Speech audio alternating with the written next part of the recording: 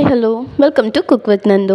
It's Monday afternoon. இன்றைக்கு நம்ம chicken குழம்பு டேஸ்ட்டாக லஞ்சுக்கும் சரி சாதத்துக்கும் சரி நீங்கள் டிஃபன் ஐட்டம்ஸ்க்கும் சரி எப்படி சிம்பிளாக செய்கிறதுன்னு பார்த்துடலாம். தேவையான பொருட்கள் 1/2 kg சிக்கன் எடுத்திருக்கேன். வெங்காயம், தக்காளி, இன்றைக்கி உருளைக்கிழங்கு ஆட் பண்ணி செய்ய போகிறேன். உங்களுக்கு வேணும்னா நீங்கள் ட்ரம் ஸ்டிக் கூட ஆட் பண்ணிக்கலாம். பச்சை மிளகாய், கருவேப்பிலை, ஒரு மசாலா அரைக்க போகிறோம். அதுக்கு தேவையான பொருட்கள் என்னென்னு பார்த்தீங்கன்னா தேங்காய், கசகசா, மிளகு, சீரகம், சோம்பு, ஒரு ஏலக்காய், தனியா. இதை நல்லா நீங்கள் வதக்கிட்டும் அரைக்கலாம். வதக்கிட்டு அரைக்கிறப்ப அது ஒரு டேஸ்ட்டு கொடுக்கும். நீங்கள் இல்லைன்னா ஃபைன் பேஸ்ட்டாக அப்படியே கூட அரைச்சி வைக்கலாம்.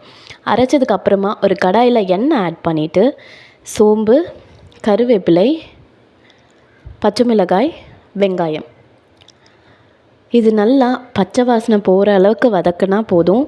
நீங்கள் ரொம்ப ப்ரௌனிஷாக வரணும் அப்படின்றது தேவையில்லை.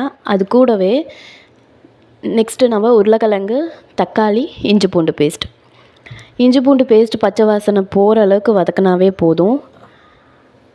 நம்ம சேனலை ஃபஸ்ட் டைம் பார்த்துட்ருக்கீங்க அப்படின்னா சப்ஸ்கிரைப் பண்ணிவிட்டு பெல் ஐக்கானை கிளிக் பண்ணி ஆல்ன்ற ஆப்ஷனையும் கிளிக் பண்ணிக்கோங்க. அப்போ தான் நான் போடுற வீடியோஸ் எல்லாமே உங்களுக்கு நோட்டிஃபிகேஷனாக வந்து சேரும். இது நல்லா வதங்கினதுக்கப்புறமா சால்ட் ஆட் பண்ணி மஞ்சத்தூள் ஆட் பண்ணிக்கலாம். அதுவும் நல்லா வதங்கட்டும். வதங்கினதுக்கப்புறமா நம்ம மேக்னேட் பண்ணி வச்சுருக்க சிக்கன் ஆல்ரெடி நம்ம மேக்னேட் பண்ணுறப்ப உப்பு, காரம் எல்லாமே ஸ்பைசஸ் அதில் ஆட் பண்ணியிருக்கோம். ஸோ எக்ஸ்ட்ரா ஸ்பைசஸ் உங்களுக்கு காரம் பத்தலை அப்படின்னா மட்டும் லைட்டாக வீட்டு குழம்புத்தூள் நம்ம அரைச்சி வச்சுருப்போம் இல்லையா, அந்த குழம்புத்தூள் நான் ஆட் பண்ணுறேன். உங்களுக்கு வேணும்னா நீங்கள் சில்லி கூட ஆட் பண்ணிக்கலாம். இது கூடவே நம்ம ஃபைன் பேஸ்ட்டாக அரைச்சி வச்சுருக்கோம் இல்லையா, தேங்காய் விழுது, அதை ஆட் பண்ணிக்கோங்க. நல்லா மிக்ஸ் பண்ணி கொடுத்துட்டு சிக்கனும் சரி பொட்டேட்டோவும் சரி நல்லா வேகணும். அதுக்கு தேவையான அளவுக்கு தண்ணி ஆட் பண்ணிக்கோங்க.